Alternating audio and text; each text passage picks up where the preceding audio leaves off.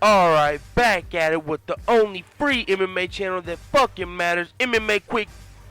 This is the start of my motherfucking Ultimate Fighter Season 5 recap. We're gonna recap every episode. I'm gonna catch up on every episode, even though you might have already watched them, I might have already watched them. We're gonna catch all the way up. I'm gonna do all the episodes. And it's gonna lead up to the Ultimate Fighter big card, predictions and all that. So this is Ultimate Fighter Season 25, the Ultimate Fighter Season 25, Episode 1, Redemption.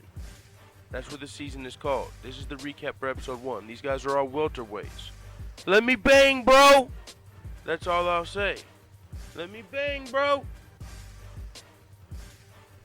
There's 14 fighters on this season. These guys pretty much all blew their opportunity. All of these guys were in previous seasons. That's why it's called Redemption. These guys were hotheads. A lot of them were hotheads. Some of them were other reasons. But a lot of these guys missed their shot because they were hotheads. Because they were young. Like, they were young fucking fighters. Of course they're hotheads. Put them in a fucking house with liquor. It's like the fucking Jersey Shore in there. They were setting them up to fail. They were young. But these guys are old and they're coming back for redemption. To me, this season comes across as Team TJ Dillashaw versus Team Alpha Male. It's not Team Dillashaw versus Team Cody, it's Team Dillashaw versus Team Alpha Male. That's why it's so interesting. This season should be tremendous. That's what I'm expecting. Now, when when episode 1 first comes on, the intro shows all the contestants lining up. But it doesn't show it only shows their first name, which I thought was interesting. It doesn't show any of their last names.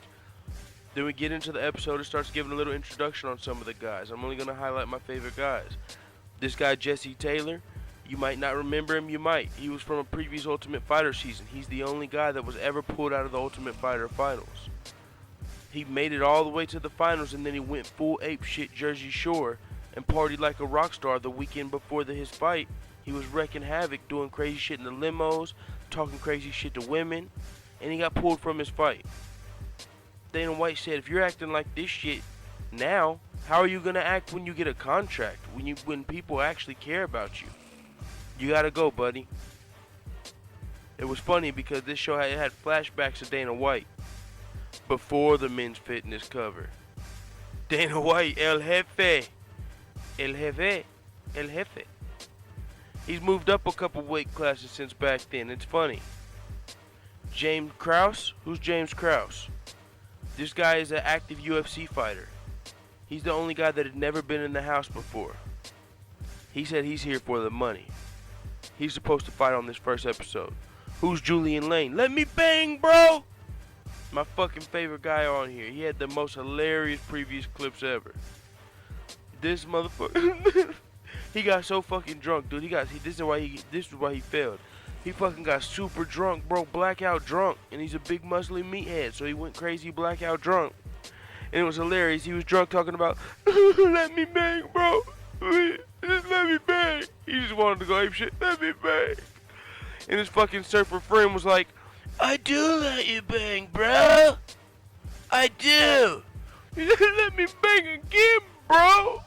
Oh, that shit was fucking epic. That shit was funny. That was fun. There's a new structure to this season. $250,000 to the winner. $10,000 per fight. Each guy can, if they don't lose, fight 4 times. That's $290,000 if you run the show. Also, $5,000 per finish. Do the math. Another $20,000 if you get 4 finishes. You have a potential of earning $310,000 if you run everything. The backstory. There's a little backstory on Team Dillashaw versus Team Alpha Male. They got into that during this episode. They got into the backstory. One thing about this season, there's a wild card fight. There's a get out of loss free card. So one of these guys that lose will be coming back. Interesting. Another fighter in this season, Diego Lima. This is Douglas Lima's brother. Douglas Lima's the 170-pound Bellator champion right now. He's about to be fighting Lorenz Larkin for the title. Hector Urbina, he came in overweight. TJ, when he was picking his fight, strategically chose to go against Hector because he said this guy's got to make weight. He's going to have to worry about making weight and not be able to worry about training. So we're going to pick him so we can get a W. Smart. Smart thinking. TJ gets into telling his side of the Team Alpha Male split. He seemed like he was telling the truth. He wasn't rambling. He wasn't doing anything. He was flowing like somebody who's telling the truth. Cody honestly seemed convinced on camera that TJ was a snake and that TJ did something wrong, but I swear to God, I think it took a few takes. Cody probably had to take a couple takes because he couldn't stop from laughing because it's so funny. Somebody's lying here, and I don't think it's TJ. It showed a flashback. And it was showing Conor McGregor whenever he was calling TJ Dillashaw a snake. Cody Garbrandt said, Conor was right, but what's funny is Conor was talking to Uriah. Cody Garbrandt came up and put a man on deck for TJ Dillashaw, defended his boy. You know why? Because Cody wanted to leave Team Alpha Male too. TJ's not lying. Uriah Hall, hilarious. Uriah Faber didn't put a man on deck against Conor whenever he called TJ a snake. No, Cody came out. Conor said, what, are you going to defend your boy? And Cody said, no, but I will, motherfucker. Man on deck. Cody Garbrandt, man on deck. For TJ. I wonder why. Gilbert, hard work. This motherfucker, it's funny. His nickname is Hard Work. That's what I'm going to call him. This guy, he strikes me as an underdog. You know I root for the underdogs. He's a family man. He was FaceTiming his daughter. He walked his son to school. Family man. He said he wants to leave a legacy for his family. He wants his last name to mean something. He's a wrestler, TJ. That's why TJ picked him. It's funny, he was the last pick. He was the last pick on the team. So he's going to be going against the first pick. So it's going to be Gilbert versus Seth. Who is Seth? Seth is another one of my favorite guys. Two fan favorites going at each other in the first fight. Seth has lost to Court McGee. He lost to Court McGee in the previous Ultimate Fighters that he was in. He got brought back though. He got a get out of loss free card. Some shit happened during that season, so he got brought back. He went on a run all the way to the quarterfinals, and he was winning the fight. He got disqualified for a soccer kick. So he got brought back, was doing real good, and then got disqualified. That's why he failed. That's why he's redeeming himself. Seth has a backstory I can relate to. So I like Seth. Seth grew up in Arizona with parents that struggled with substance abuse.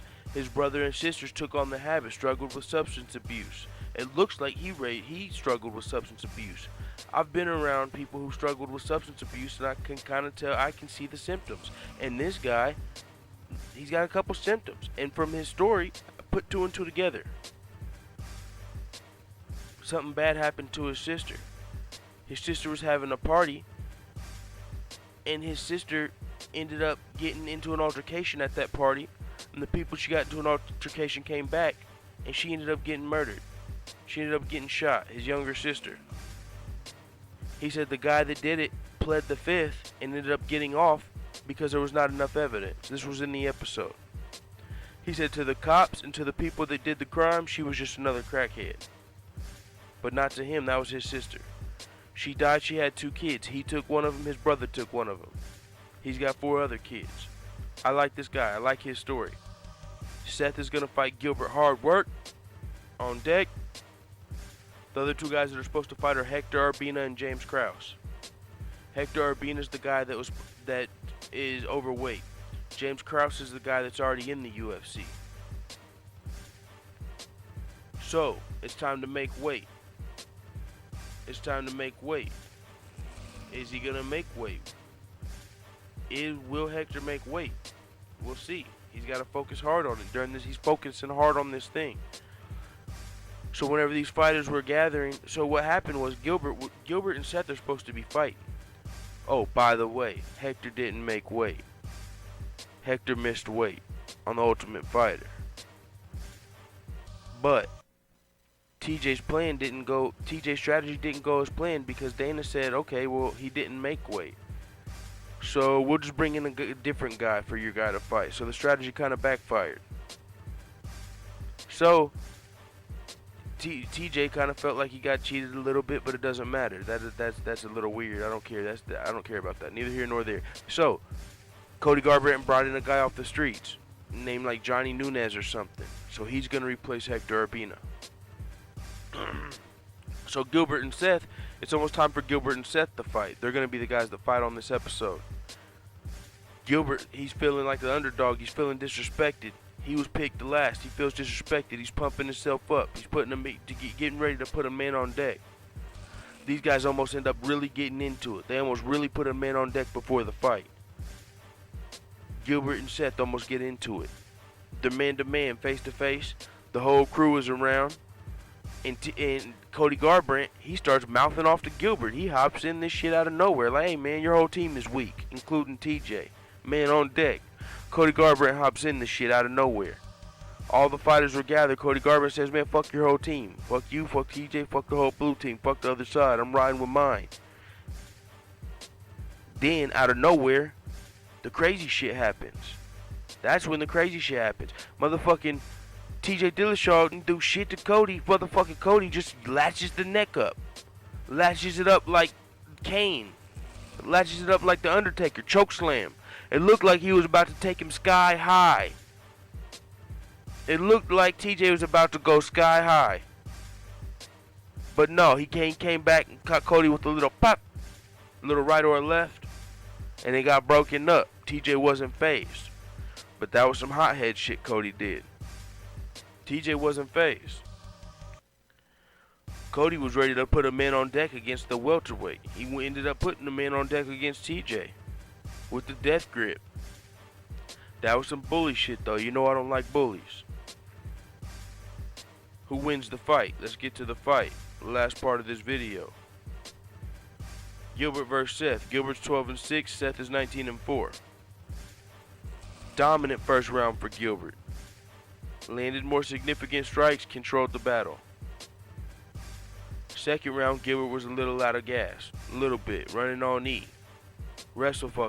He wrestle fucked him. He held him down. He was trying to hold on. He was holding on. It was a boring second round. Boring second round until the last 45 seconds. Last 45 seconds, Gilbert still got no gas, but he's running on fumes. He's just fucking throwing bumps from the bottom. They don't even have too much umph behind him because he's not mounted up. He didn't posture up, so it's not full power. He's laying down, just throwing overhands like he's swimming. And he's just screaming, hard work! Ah, ah, hard work! Hard work! Hard work! Like he's about to die. Hard work! And he ends up pulling it out and getting the W. Gilbert was TJ's fighter. So now TJ's team is 1-0 after episode 1. We'll see what happens in episode 2. I don't know what else to say, man. Fuck it. It is what it is.